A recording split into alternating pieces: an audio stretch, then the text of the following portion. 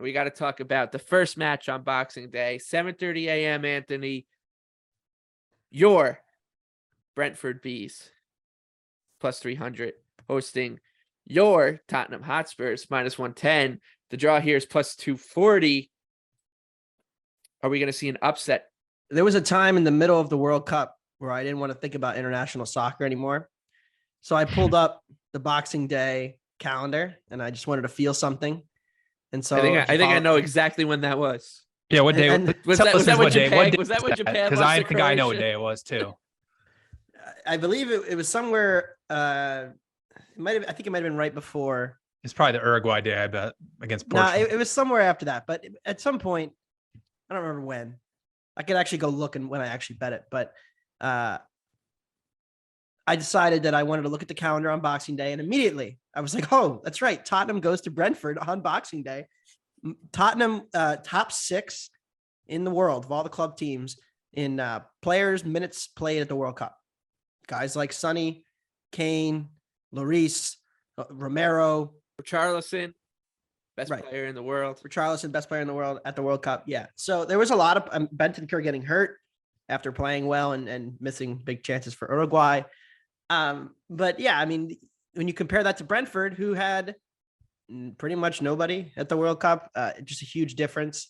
Ivan Toney has been charged with another 100,000 counts of breaching the violations of the gambling. And I'm wondering, did Ivan Toney have the wonder goal underdog parlay? He's probably a big listener, honestly. He did score in Mallorca. The 2 goals for Brentford that catch the largest leg for Michael there, that 19-1. But anyway, yeah, from this match, look, Tottenham's biggest dominance and biggest success and their luck boxery has come from set pieces all season long. They've been the number 1 team going forward and defending set pieces. It's a big advantage, and it's carried their attack, which has been otherwise very mediocre all season long. Well, Brentford's a very good defensive set piece team, and they can kind of mitigate the Spurs' advantage there. They're a good defensive set piece team, ranking the top 7 defensively in defending set pieces. And Brentford also has the largest or longest average shot distance allowed. Now, in past years, Spurs have been very good, at least in the past year, the second half of last season. Spurs were very good at generating big scoring chances. They were one of the best in the league at getting the 1 or 2 big chances every game. This year, ninth in big scoring chances created. And it's kind of the point here, right? Like Spurs just have not been quite as good at passing and creating and moving and creating those big chances. They just haven't been as good at ball retention. And I like Brentford at home here, catching half a goal. It's a classic Brentford spot. We've talked about this before. Home against the Big 6 team. They've been very good in those spots always. They only have 1 home loss all season long, and it came against BJ's Gunners. They've had 3 wins, 3 draws. Otherwise, at home, I do think this is a good Brentford spot with Spurs potentially a bit flat coming off of the break. Brentford had their whole team together. Big difference there. I like the Bees plus a half as my first bet, but it is a 7:30 match, so I'm probably doomed. But also, it's Monday, so maybe I'm not doomed.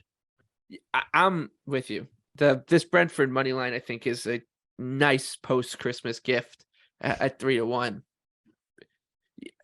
You said it. Everybody at Spurs went to the World Cup and they went deep and they just like left it. How many players on Tottenham had their World Cup ended with them holding their face in their shirt, knees on the ground, mud stains on their knees, right? Like that's going to take, I don't care what you say. It's going to take something. Even Romero was going to play in this match.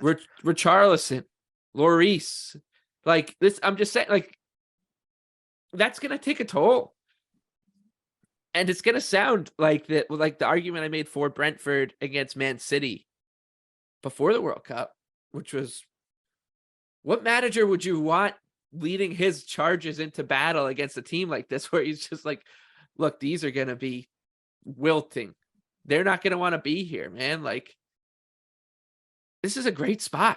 Like Brentford possibly caught the 2 best spots when you think about their opposition on like if you bookend the World Cup, right? They get Man City right before the World Cup. And now they're going to get Spurs right after the World Cup when they just had everybody on their team. Spurs were basically a World Cup team. They were going to beat them anyway. They would have beat them anyway. They could have played them on a rainy night on a Tuesday on a Saturday or the World Cup. But also, it looks like Richarlison's going to be out anyway with an injury, so he's out too. Which not that he's been that good for Spurs, but doesn't help not having him. It's a wonderful spot. So yeah, B's for me. BJ, have we convinced you here or? Yeah, I'll probably end up being on the B's. The one thing that it's going to be kind of concerning for me, and one thing I kind of wanted to watch with Brentford is the Ivan Toney thing, because they really don't have anybody behind him. He's only missed one match this season. It's going to be my guy, Keane Lewis-Potter, probably playing up top. Is he out though? Because I think Toney has until January 4th to respond. Yeah, it'd be a very. I think weird he's eligible situation. to play. I mean, he might be eligible to play. If he is, I'm definitely betting Brentford. That was my only hiccup. It looks to me like everything you guys said. The spot is perfect here for Brentford. All the minutes that Spurs have logged at the World Kup, Richarlison being out, obviously Kulusevski's back, which helps them. But I mean, this is classic just B's versus the top six. Like, it's as simple as that. So I will be on Brentford if Toney plays. That's obviously big for them. But if he doesn't, I think if he doesn't, the number will go. We'll go That's higher. True. And we'll go and we'll get a better one. So either way, I'm probably going to wait until we have a lineup and we know what happens. But right now, Tottenham's actually kind of getting steamed right now. Like, they were even money and now they're minus 115. So I don't really know what's going on there. I think it's the Toney thing. But yeah, for me, I'm going to wait and see what happens with all these lineups. There's just a lot of uncertainty right now with Brentford, and I do have concerns for them going forward. If Toney's he's obviously probably going to not play for the rest of the season, even if he does play for these next few matches.